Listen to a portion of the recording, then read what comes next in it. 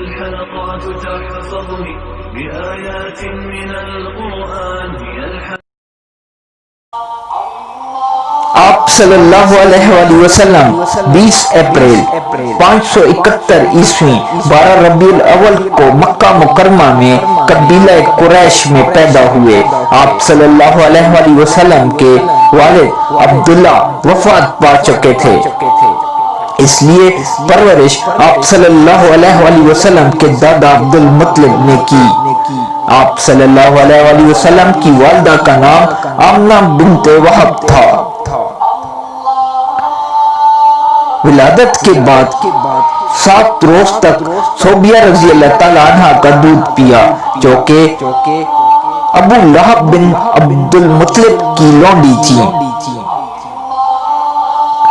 عرب کے دستور کے مطابق 8ویں روز قبیلہ بنی سعد کی ایک خاتون حلیمہ سعدیہ رضی اللہ تعالیٰ عنہ کے سپرد کیے گئے، جو کہ آپ صلی اللہ علیہ وآلہ وسلم کو مکہ کے نواح قبیلہ بنو سعد کے گاؤں لے گئیں۔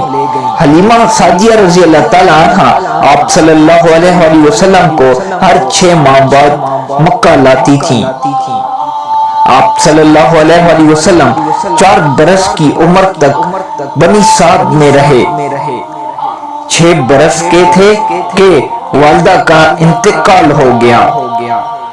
بعد ازاں پرورش اور تربیت پہلے دادا عبد المطلب نے کی۔ جب 8 برس کے تھے تو دادا بھی وفات پا گئے۔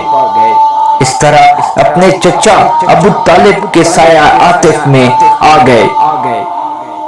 آپ صلی اللہ علیہ وآلہ وسلم نے اپنے چچا کے ساتھ بصرہ اور شام کے کئی تجارتی سفر کیے۔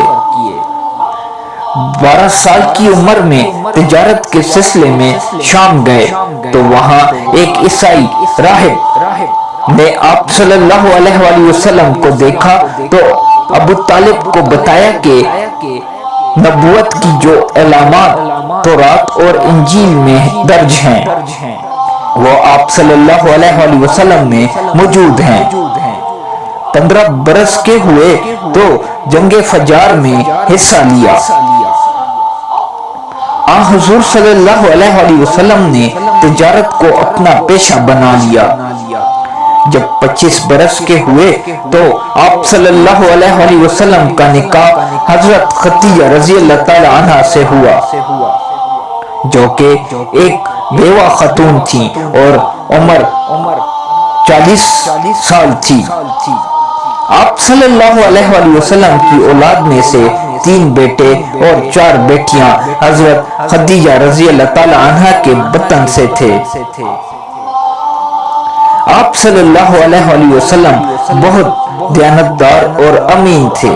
جب آپ صلی اللہ علیہ وآلہ وسلم 40 برس کے ہوئے تو ایک دن حسب معمول مکہ کے قریب واقع غار حرا میں عبادت کر رہے تھے کہ اللہ تعالیٰ نے فرشتہ جبرائیل علیہ السلام کی وساطت سے آپ صلی اللہ علیہ وآلہ وسلم کو نبوت کے منصب پر سرفراز کیا۔